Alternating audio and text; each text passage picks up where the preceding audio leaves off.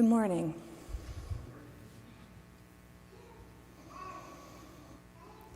Mourning is the price we pay for having the courage to love others.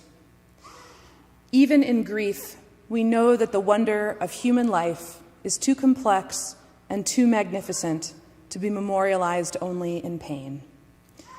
The gifts of spirit our loved ones gave us cannot be measured or weighed, nor can they be lost or even tarnished with time. Even in our darkest hours, we know that some of their light and their warmth will always be with us, bringing us comfort and courage, and in the fullness of time, healing and peace. I want to thank you all for being here this morning. If you were able to pick up one of these prayer books on your way in, the ones that say holidays or weekdays and festivals, then great. And if not, and you'd like to, there should be some still in the back. We will look at this a little bit, but it's not totally essential to have it. And of course, we are here this morning to honor and to remember Georgine Kesselman, beloved wife of John Kesselman and devoted mother to Beth Kesselman and her husband, Flynn Paquin, doting grandmother to Eleanor Paquin and Arthur Paquin, who are having a nice time here this morning, as they should. And of course, friend and caregiver to so many. And I think all of you who knew Georgine can attest that she was truly a force. She was fiercely loyal and unfailingly generous to all the people in her life. She was never afraid to speak her mind or to confront hard truths, and driven always to do what was right. Her legacy of forthrightness and integrity, and above all of loving kindness and care, can be felt by all those whose lives she touched. We're here this morning to celebrate that legacy, to ensure that it and Georgine live on through each one of us. And while I think she might prefer that we simply raise a glass to her and have a toast rather than a formal ceremony in her honor, we also know that she would understand that we need to gather in this way, to mourn and to celebrate her together. We're going to begin our service with a few selections from the Book of Psalms, an ancient volume of devotional poetry to which we turn for comfort in times of sorrow. And the first psalm we're going to look at is on page 313, page 313. I'll read the English. I turn my eyes to the mountains. From where will my help come? My help comes from Adonai, maker of heaven and earth. God will not let your foot give way. Your guardian will not slumber. See, the guardian of Israel neither slumbers nor sleeps. Adonai is your guardian. Adonai is your protection at your right hand.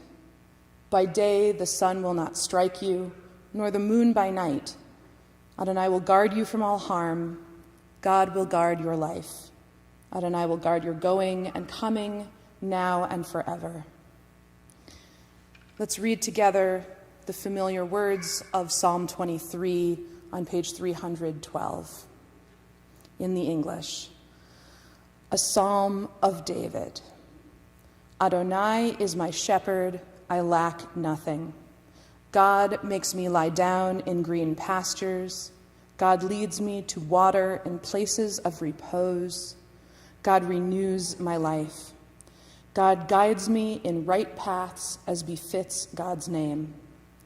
Though I walk through a valley of deepest darkness, I fear no harm, for you are with me. Your rod and your staff, they comfort me. You spread a table for me in full view of my enemies. You anoint my head with oil. My drink is abundant. Only goodness and steadfast love shall pursue me all the days of my life, and I shall dwell in the house of Adonai for many long years.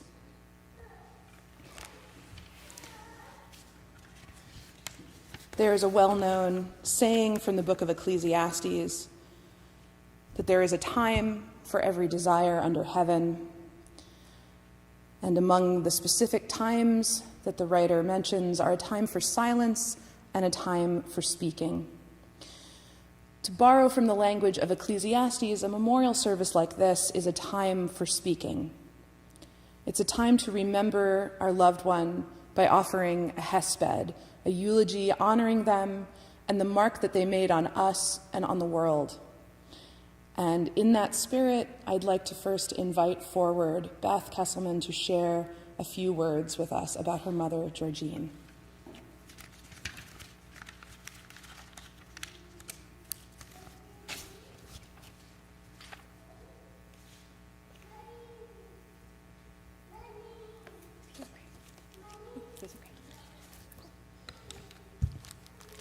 I've come prepared.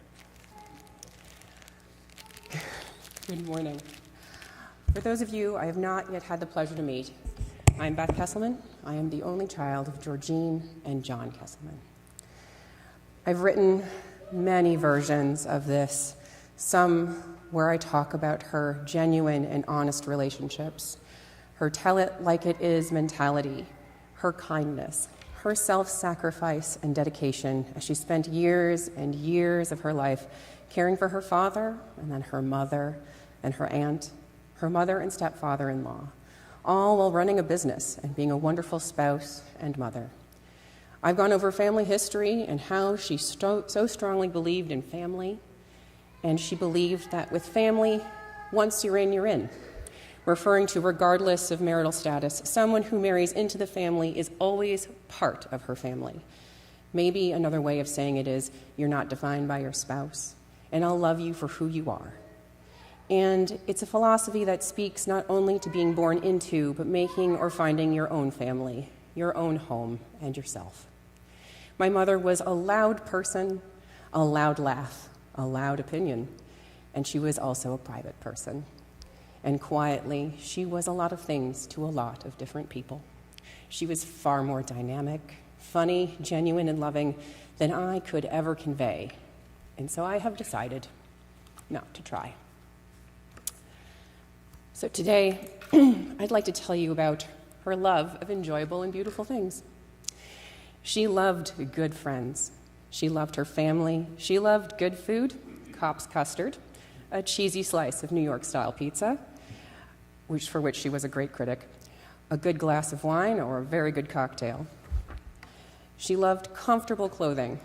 A phrase that was hers was, "I'm built for comfort, not for speed." She loved dogs and adopted several over her life. She loved nature and gardening, bird watching. She loved a good cup of coffee, preferably in a bone china mug, to be enjoyed on the deck on a late spring or early fall morning. She loved, treasured, and kept, and handed down handmade gifts of every kind. And I know how deeply and moved she would be seeing this beautiful urn her brother-in-law Howard lovingly and painstakingly handmade for her. But what I really want to tell you about is her love of shiny things. My mother loved jewelry, which is an affliction that I share. And as long as I can remember, you couldn't walk down by a jewelry store without Georgine stopping to admire everything that it beheld. When my Uncle Howard took up making jewelry, she was so appreciative of everything he made. And when I got a job at K Jewelers, that was quite okay in her book. My mom sometimes chose her jewelry, her daily jewelry, quickly, with long-loved pieces that were easy to put on. But as a young girl, I remember my mother would also often carefully and slowly choose her jewelry for the day or an event. And I oohed and awed as a little girl, and so did she sometimes, quite literally, as she went over the baubles and stones, gold and silver, carefully choosing one for her outfit. I thought, what such an adult thing to do.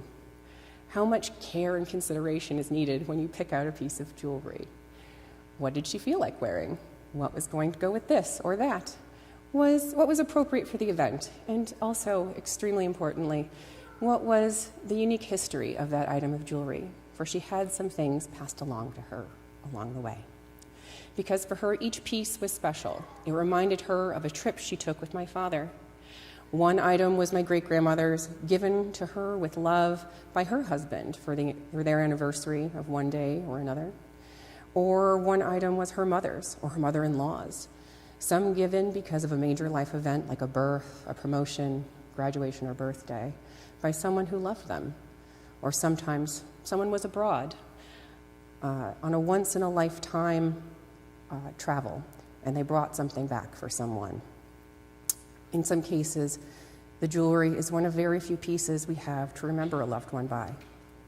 Each piece has its own narrative, its own memory, a feel marking the history of our family, and each story is precious and brought her joy. I remember that when I was little, and probably in preschool or kindergarten, I made a necklace out of noodles.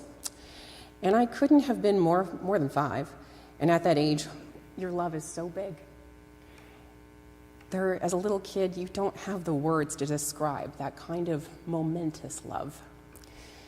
We give dandelion bouquets and scribble drawings and noodle art with such hope and affection and admiration.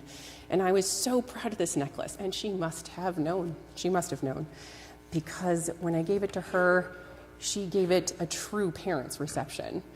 Ooh, in a high-pitched voice, "Oh, wow, and you made that for me? I love it." And I remember. And she gushed. Her reaction for me was a true gift. And I remember her putting it on, and she actually wore the thing. She actually wore it, like outside, in public. Not once, not twice, but a couple of times. And my necklace had made it into a prize spot into her jewelry rotation. And my heart swelled. She kept it on the back of her door of her bedroom, on the doorknob, for many, many years. And I'm 40 years old, and I still remember how overjoyed and how loved little me felt at that time. I got older, and I gave my mother jewelry over the years for holidays and birthdays, though I left their crafting to some more experienced and skilled artisans. And by this point, she had a healthy collection, and I accumulated my own jewelry as well. Though there is something truly fun and special about borrowing your mother's jewelry. Or going shopping in her closet, for instance. And after I moved to Toronto, I would often come home and just announce to her that I was going to borrow her jewelry for whatever occasion, or no occasion at all. And she'd give me her opinion on if what I chose looked nice, just like that. I can't remember ever her saying no. It was a teen and university student's dream. But while it is a dream to borrow your mother's jewelry, it is some kind of nightmare to own it. And once we knew that the course of her cancer, which we found out early on, she gave me very explicit direction for me to take it. And I couldn't bring myself to do it. I couldn't do it then. She said, "It's yours." But I didn't want it. Not now. Not like this. But it was deeply important to her. And so we went over as many of the pieces as we could. Who they came from, what life event it was, for what year it was given, sometimes what century it was given, if it had any significance or any monetary value. And her memory for the details was really astounding. And that oral history is now recorded. When she told me, "It's yours, it's all yours," and that's a direct quote, I now know that she also meant that this family history is now your story to tell. Your story to pass on, the family that you come from, the family that you make, the family you choose and who choose you. That's a privilege that I didn't really think about when I was going through and playing in her jewelry box over the decades. But it is, and it's a privilege she was entrusted with from all the other women whose jewelry became hers as gifts in times of joy and also came to her in times of sorrow. And after she could no longer go up the stairs, I would bring pieces to her from my parents' bedroom to review together. And one day I was kneeling on the floor next to her jewelry box, digging around in some necklaces I found at the bottom, and I found a string of shells, and I found a string of pearls, and I found, so carefully and gingerly put away, a noodle necklace. And suddenly, the air was sucked out of the room. I found myself transported, transformed, because in that moment, I was just a little girl, so honored and so loved, that my mommy, amongst all the beautiful things and the pearls treasured my noodle necklace just as much as all the other pretty and valuable things. And I realized that she was downstairs, and she was dying. And I sobbed little girl tears, and I sobbed adult tears there on the floor of my parents' bedroom. And then I put it back, right where I had found it, as if I had disturbed some sacred site that I should have left preserved. And when Flynn and I's daughter, Eleanor, she came to visit with me in August, we continued the jewelry project, and I showed her the noodle necklace, this noodle necklace. And she, with patience and kindness and wisdom far beyond her years, listened as I told her about this weird 1980s artifact and how important I found it to be. It was, after all, in my mother's jewelry box. It had to be important and worth saving. But why? Why did I give this thing to her? What was the occasion? Why did it have meaning to her?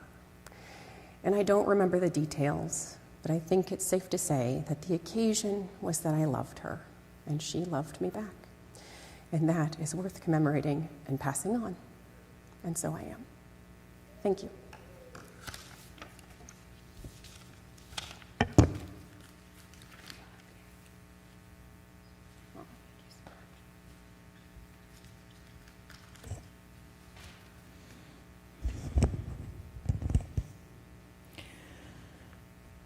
Thank you for those beautiful words of tribute to your mother and what she meant to you. I'm going to try to do a little bit of what you described, of capturing some of the things that were really extraordinary about Georgine, but I'm sure I will miss many, many important and beautiful things about who she was and how she led her life. That being said, I do want to share a few words of what I've learned about her from you. And since I'm a rabbi, I feel compelled to tie things to texts. So I will tell you that according to the rabbis of old, each person is called by 3 names.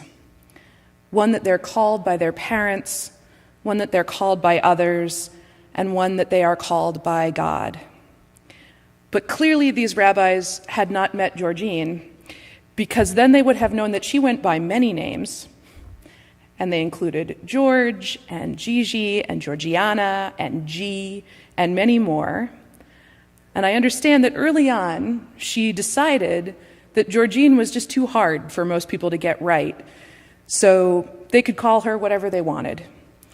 And in her daughter Beth's words, she didn't really care what you called her as long as you called her. And I think this philosophy of putting others' needs first and of prizing relationship above everything else permeated every aspect of Georgine's life. She was born and raised in New York in the 1950s, living first in a tenement in Manhattan and then in 2 family homes in Brooklyn with her parents and her brothers. And her home life was challenging. And by the time she graduated from high school, she was very ready to branch out and to find somewhere new to call home. She showed artistic promise. We know she worked at least in textiles, probably in other media, but despite being encouraged to develop those talents in art school, she chose to go a very practical route and to train as a secretary, and then to marry and support her high school sweetheart, Bob Spellman. And although theirs was a difficult marriage that ultimately ended in divorce, there was also real love and affection between them. Their marriage also changed the trajectory of Georgine's life in ways that she could never have anticipated, leading her to the place and the people that would become her true family and her home. Georgine followed Bob first to Baltimore for medical school, then to Cooperstown, New York for residency, and finally here to Milwaukee for work. And right away, she fell in love with Milwaukee.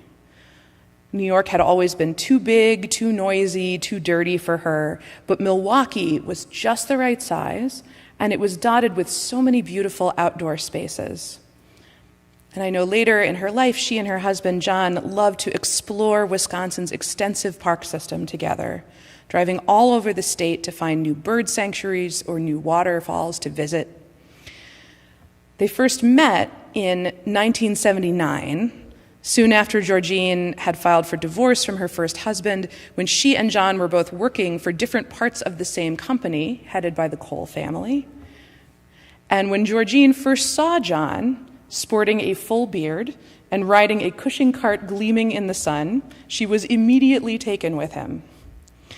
In Beth's words, she always knew what she liked and what she didn't, and she liked John right from the hop. They started dating in 1980. By 1982, they were married, and in 1984, of course, they welcomed their beloved daughter and the light of their lives, Beth, into the world. And together, John and Georgine enjoyed 42 years of marriage, building a family and a business together, and sharing their love of nature, travel, animals, and so much more, and of course, caring for others. Because Georgine spent essentially her entire adult life caring for others. And she did this not just out of kindness, but out of a deep sense of duty. In her mind, looking after family, friends, and people in need was simply what one did. And rather than complain about it, she got on with the business of doing it, even when that proved to be difficult. Beth recalled how, when she was young, she once joined her mother in helping a childless aunt move from New York to Milwaukee, where it would be easier for everyone to look in on her. And it was a very challenging task, because Georgine's aunt suffered from hoarding and dementia. But like so many things, helping with this move was something Georgine simply felt she had to do. She cared for many people, her own parents, John's parents, many of their other relatives, even people whom she never met. John told me that when the time came that Georgine was no longer able to prepare and deliver chickens for St. Ben's, she cried. She never wanted any kind of fuss made over herself, and she often neglected her own needs so that she could devote more time and energy to others. And even when she did indulge in her own small personal pleasures, she infused those with a focus on care and connection.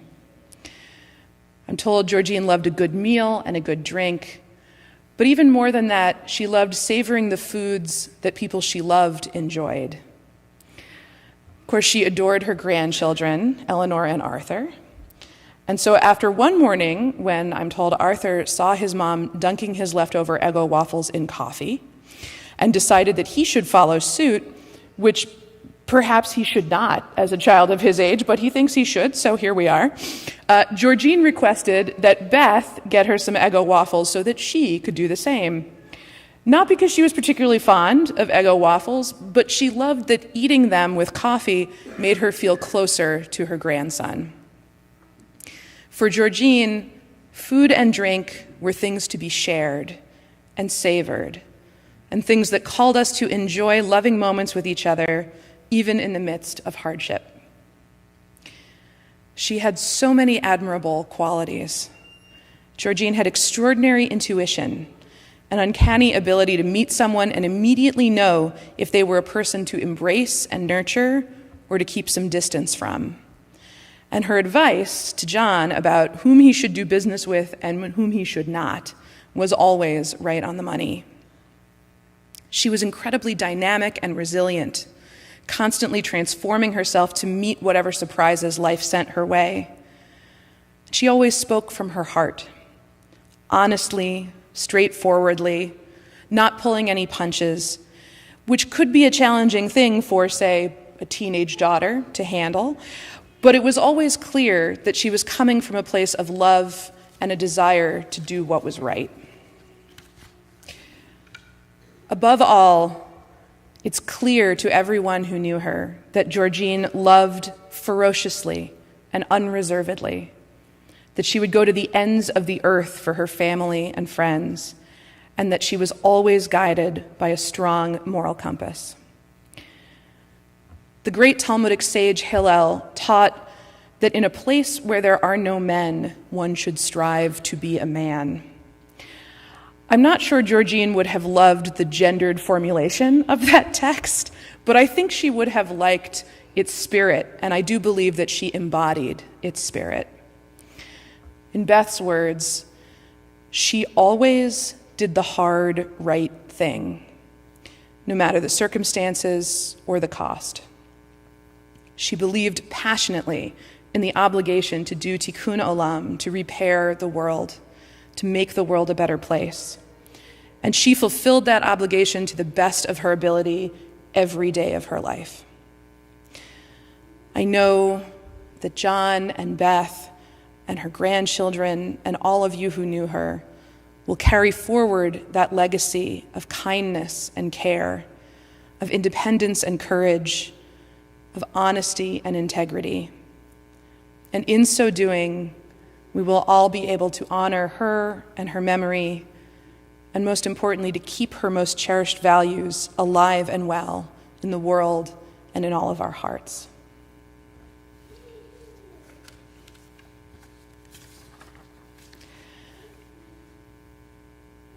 In just a moment, we're going to recite a couple of traditional prayers in Georgine's memory. One you may be familiar with, the Mourner's Kaddish. We'll come to that second. It is famously a prayer that does not speak about death directly, but speaks instead about the beauty of the world and of God's creation and of our connections with each other, which I think is something that Georgine in particular would appreciate being said in her honor. Before that, though, we're also going to recite a prayer called El Maleh Rachamim, which means God full of compassion. And it's traditional to offer at a time like this as a way to ask God to hold Georgine close and to help her to find rest and peace. I'm going to chant this prayer in Hebrew. You can find it in your prayer book on page 318 if you'd like to follow along. I'll chant first in Hebrew, and then I'll read the English, page 318. And I would invite you all to please rise as able for El Maleh Rachamim.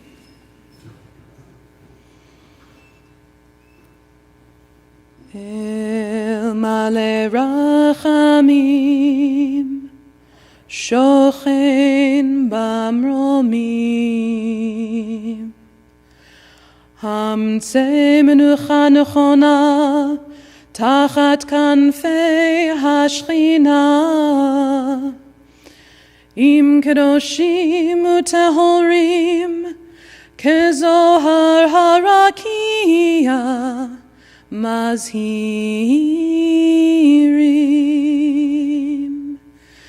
Lenishmat Yakirenu, Shehalach Le'olama. Bal harachamim yastireha beseter knafav leolamim. Vayitzror bitzror hachaim et nishmata. Adonai hu nachalata.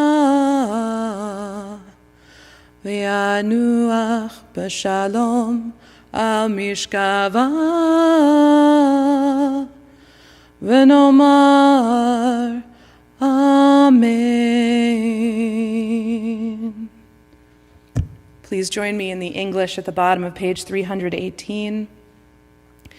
Fully compassionate God on high, to our loved one who has entered eternity, grant clear and certain rest with you in the lofty heights of the sacred and pure, whose brightness shines like the very glow of heaven. Source of mercy, forever enfold Georgine in the embrace of your wings, secure her soul in eternity. Adonai, she is yours. She will rest in peace. Amen. Early or late, we all must answer the summons to return to the source of being. For we lose our hold on life when our time has come, as the leaf falls from the branch when the day is done. But the deeds of the righteous enrich us all, just as a fallen leaf enriches the soil beneath. Dust returns to earth, but the Spirit lives on with God and with us. Like the stars by day, our beloved ones are not seen by mortal eyes, yet we know that they shine forever. Theirs is eternal peace. May the love and eternal connection of our souls give us strength as we turn to recite words that are hallowed by time and tradition. Sanctifying the name of God, we turn to page 334 in our prayer books, where we can find the Kaddish Yatom, the Mourner's Kaddish. And of course, we recite this prayer today in memory of Georgine Kesselman, also in memory of Justine Morris, for whom our community is in the first 7 days of mourning, the period of Shiva, and those whom we remember for the period of Shloshim, the first 30 days of mourning, Herb Fairstadt, Adrian Hirsch, Rabbi Leonard Kravitz, Ann Lieber, Bernard Plotkin, and Brad Rose. And if there's anyone in addition to Georgine and those members of our community whom I have named, for whom you are saying Kaddish this morning, feel free to share that name aloud if you would like. Now we join together for the words of the Mourner's Kaddish on page 334. Yitgadal v'yitkadash shemei Rabbah, be'alma divra chirutei v'yamlich malchutei, b'chayechon uv'yomechon uv'chayei dechol beit Yisrael, ba'agala uv'yizman kariv v'imru Amen. Yehei Shmei Rabbah Mivarach Le'olam U'Almei Almaya Yitbarach V'yishtabach V'yitpa'ar V'yitromam V'yitnaseh V'yithadar V'yitaleh V'yithalal Shmei D'Kudsha B'richu Le'ela Min Kol Birchata V'shirata Tushbechata V'nechemata Ta'amiran Be'alma V'imru Amen. Yehei Shlama Rabba Min Shmaya V'chayim Aleinu V'al Kol Yisrael V'imru Amen. Oseh Shalom Bimromav Hu Ya'aseh Shalom Aleinu V'al Kol Yisrael V'imru Amen. May the one who creates peace in the heavens help us to create peace with one another here on earth and to comfort each other when we are bereaved. And together we say, Amen. You may be seated.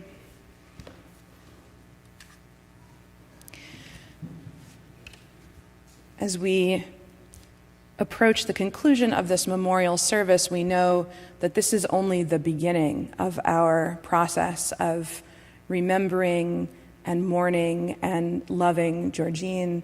And for the rest of this afternoon, you are invited to join us for a luncheon after the service and to share your memories, your thoughts, your tributes to Georgine. This is exactly what we are meant to do at this time, and please carry forward this conversation. And is there anything else that you would like me to announce at this time? So we'll come together in Clearfield Hall for this luncheon in just a few minutes, and we'll also bring with us this incredibly beautiful urn that Howard created that we'll have some information about as well if you want to learn about the materials that were used and the tremendous amount of thought and care that went into crafting this urn.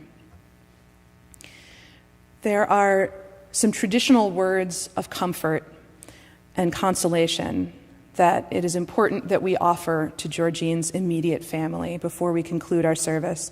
So I would invite everyone who is not part of that first row, I guess, to please rise just for a moment, and I'll ask you to repeat after me these traditional words. Hamakom yinachem etchem betoch she'ar avele Tzion v'Yerushalayim. And we'll repeat those in English, repeating after me. May God comfort you alongside all those who mourn in Zion, in Jerusalem, and throughout the world. And together we say, Amen. May Georgine's memory be now and always a blessing for us. May we never let the light of her love grow dim in our hearts. May we remember all of her worthy and righteous deeds, and may her memory be forever bound up in the bond of life. Together we say, Amen. Thank you so much, and please join us for the luncheon.